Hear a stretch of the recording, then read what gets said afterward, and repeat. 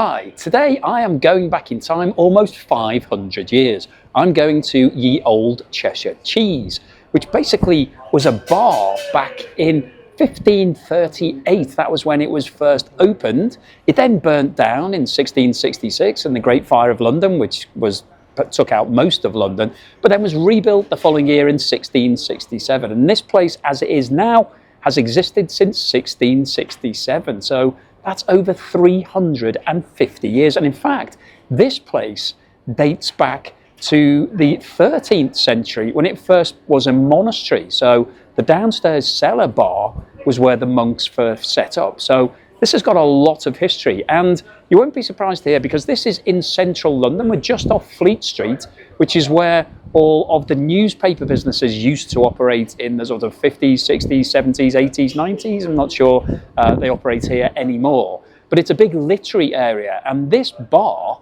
was frequented by Charles Dickens, who obviously wrote lots of famous novels such as Tale of Two Cities and Oliver Twist, and Samuel Johnson, who was also another writer.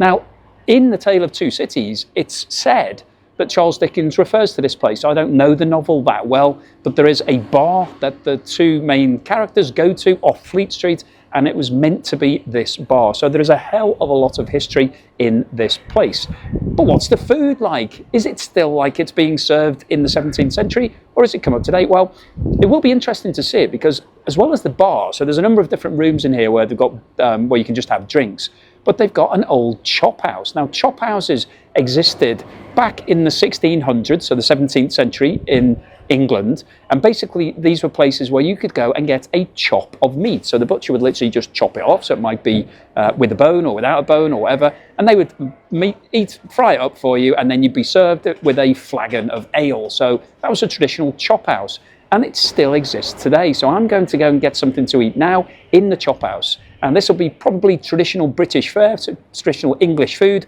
Let's go inside and see what they've got.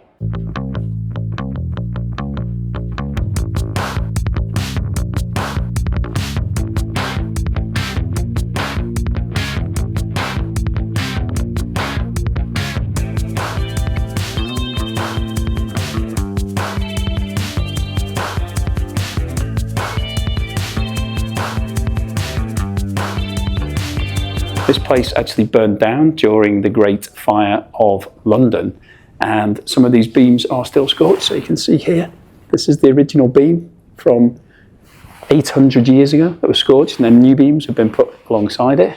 But yeah, just incredible amount of history in this room. It's been here for 800 years. Wow.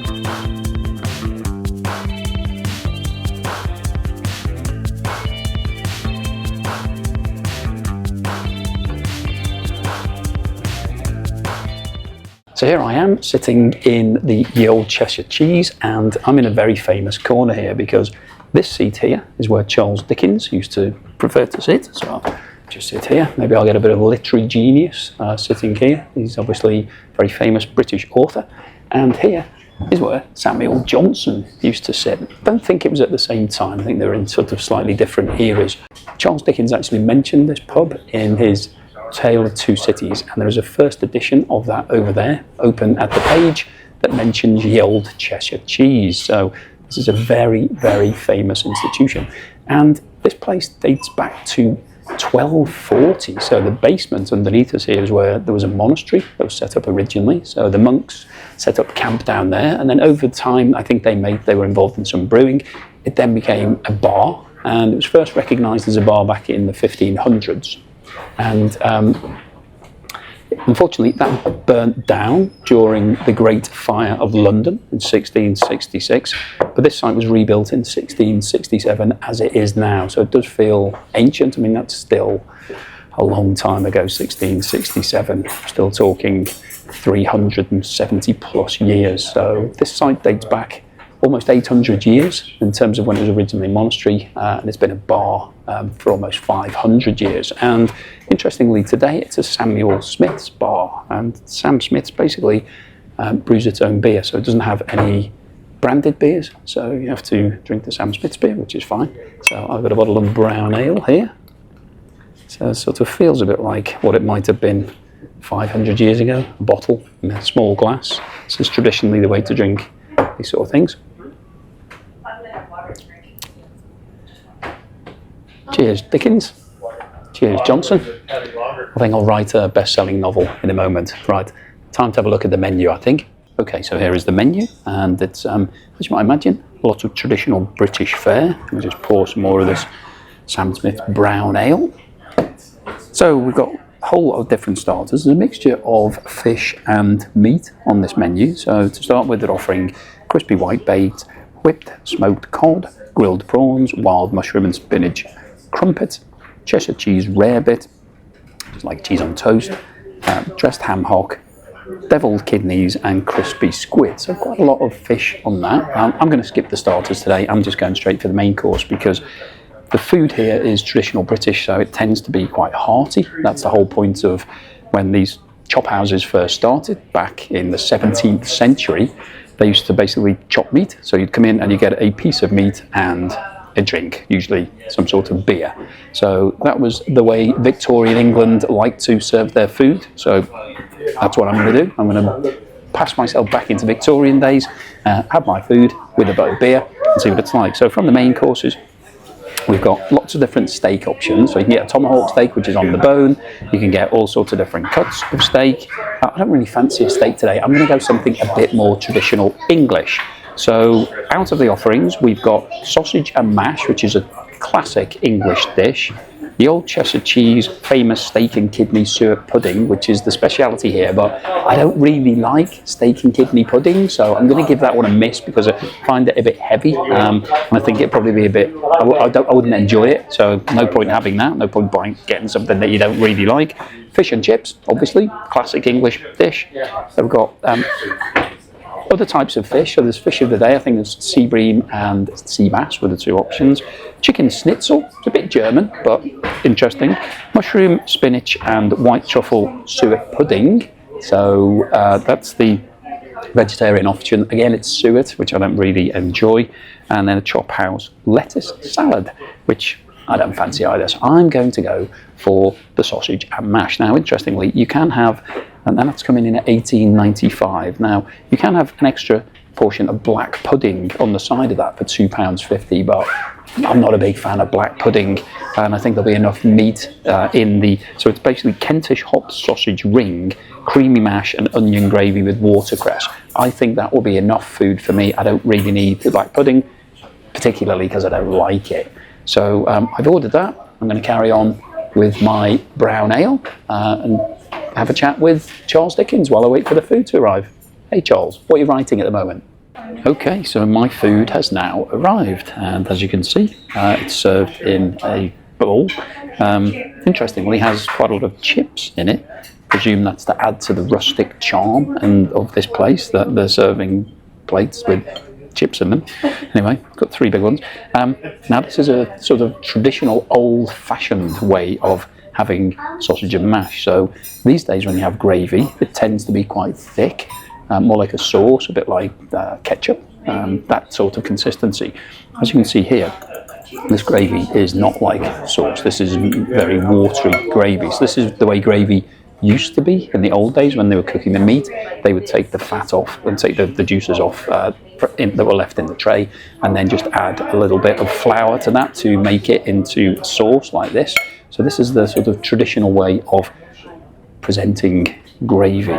So I've got some watercress on the top, which doesn't really fit with the rest of the dish, so I'll just place that to one side for a moment. So we've got sausage ring. So this is again a traditional way of having sausage and mash. So you get a ring sausage rather than a straight sausage. It's a ring one, quite a large sausage. Got some caramelized onions on the top, and then I've got the mash underneath. So let's take a piece of this sausage.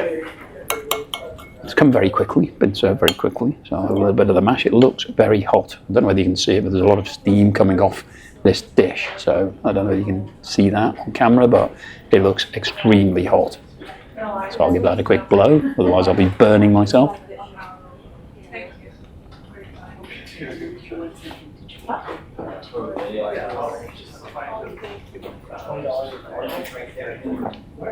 It's a really, really tasty sausage. Quite sweet, actually. So it's got a caramelised edge to it. And the flavouring inside it is much sweeter than a normal sausage. So it doesn't taste fatty, it doesn't taste heavy. It tastes quite light. So when you bite into it, it sort of melts in your mouth and then leaves you with a nice sweet flavour. Just take a bit more with the mash, and I'll get some caramelised onions on this as well. So I'm getting the whole thing. But this very much feels like a traditional old English fare, the type of thing that they would have been serving in this place back in the 17th century. Maybe not the sausage in such a nice format. Probably would have been a bit more rustic, a bit more just pieces of meat in a sausage skin. But this type of sauce would have been here, and maybe even this dish with the chips in it was original from the 17th century. Who knows? Let me have a bit more of this and I'll give you a bit more feedback.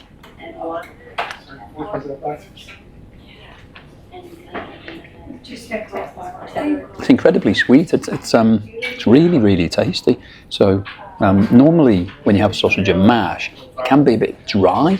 So the new style of gravy these days, with it being more of a sauce, you have to make sure that you've got some of the gravy on with the mash.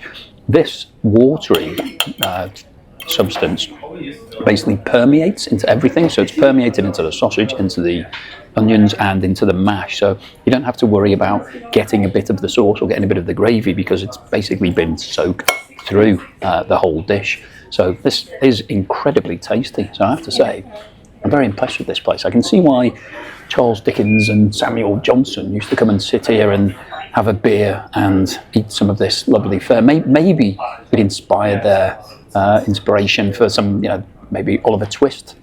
This feels like the sort of place that Oliver Twist's keepers would have come to. Oliver Twist himself obviously wouldn't have, because he was in the poorhouse.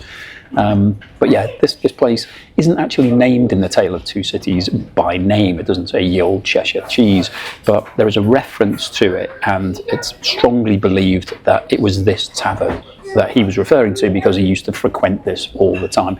Not sure whether Samuel Johnson included this place in any of his work. It tended to be a bit more poetry, but sure he had lovely fare like this. So let me finish off the rest of this and I'll see you outside for the wrap-up. Wow, that was absolutely delicious, and that portion was really, really huge. So I'm feeling pretty full now. There's no way that I can manage a dessert or pudding.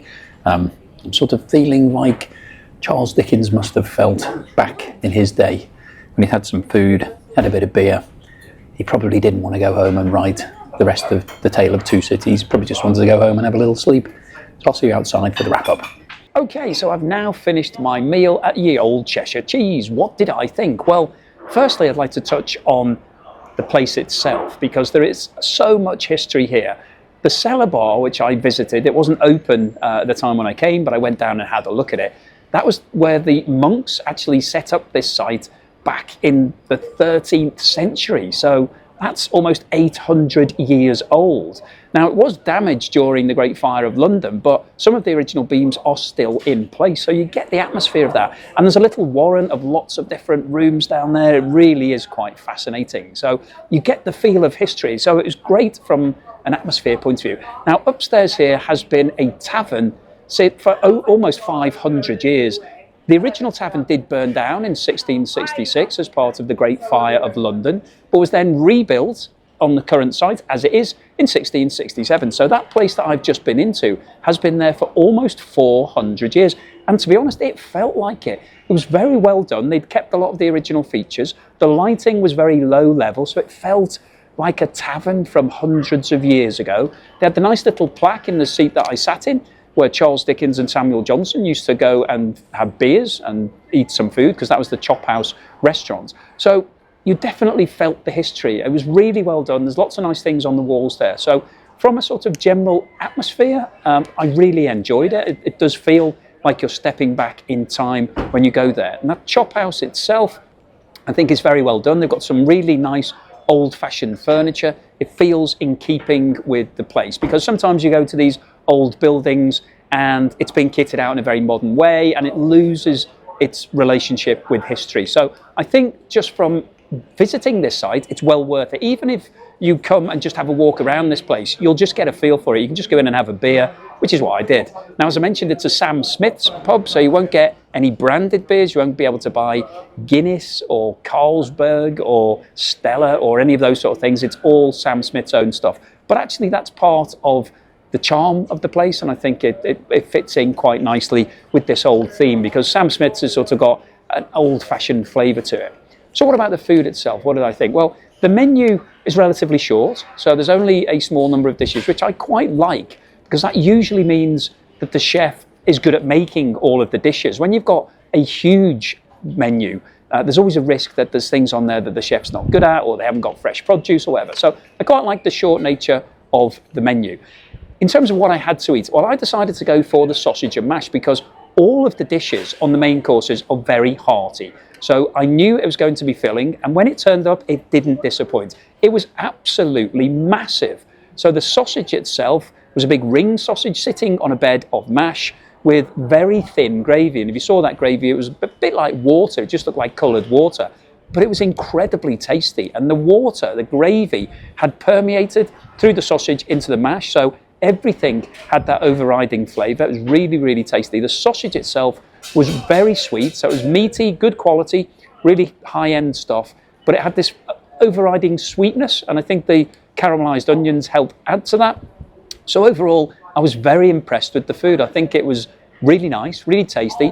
The portion was huge. I feel really full now. There was no way that I could have eaten a starter or a dessert with that. I would have been way too full. I really enjoyed the beer that I had alongside it. It made me feel a little bit like I was joining Charles Dickens and Samuel Johnson in that corner, albeit they were here hundreds of years before me. It felt like I was sitting in their seat taking my turn. So that was really quite a nice touch as well. Service was very good. The food came very quickly. It's quite busy, this place. It's a lot of tourists come here. It's one of the oldest pubs in London. It's in central London, just off Fleet Street. So it's a good location. It's easy to find, and it's got a nice charm and character about it. So it's quite busy in there. In terms of the bill, well, I paid £18.95 for my sausage and mash. Is that expensive? Well, it is expensive, but not for central London. I think when you're having a main meal, a big dish like that in central London, you're going to pay between £15 and £20 for it wherever you go, even if it is a pub. And I have to say the standard of the food justified the price tag, so that was fine. It was £6.10 for my bottle of brown ale, so it came to just around £25, and there was a 12.5% service charge. So overall, I think that was probably a fair price to pay for coming to a historic place like this. I very much enjoyed it. It was a really nice place to eat. It was a good atmosphere. I had a great lunch here. So what would my score be for ye Olde Cheshire Cheese? Well, if I'm scoring it as a restaurant or a pub, is it a restaurant or is it a pub? Well, it's sort of both, because it's definitely a pub. You can go in there and have a beer and walk around, and it has a pub feel. But the chop house part is definitely set up like a restaurant. And I think the food was restaurant standard fare. Now, the plate that I was served it in, the bowl, was chipped in 3 places, had 3 big chips in it. And I asked the waitress, I said, is this part of the charm? Are all the plates chipped? And she seemed a bit surprised. So I think maybe I was just given an old plate. I don't think that was part of the charm of the place. I think it was just coincidental that I had an old plate that had some chips in it. But overall, I think the food was very good. The service was good. Atmosphere was good. I think if I'm rating this as a pub meal, which I think I probably should, because it's more like a pub than a restaurant, it's up there. It's very, very good. I think you struggle to find somewhere, if you're looking for a bit of character, much better than this. So I'm going to give it a solid 7.5 out of 10, which I think gives it the reference that I would definitely come back again. Anything that I'm scoring 7.5 and above, I would come back to, and I would definitely come back here. I'd bring friends back here, have a meal. It's quite a fun place to hang out. There's lots of interesting things in there. There's an original copy of Tale of Two Cities on the wall in there. It's all very fun. So that's my assessment of ye Olde Cheshire Cheese. Hopefully you've enjoyed it. If you did, then please give me a thumbs up. Please subscribe to the channel, and I'll see you again on the next.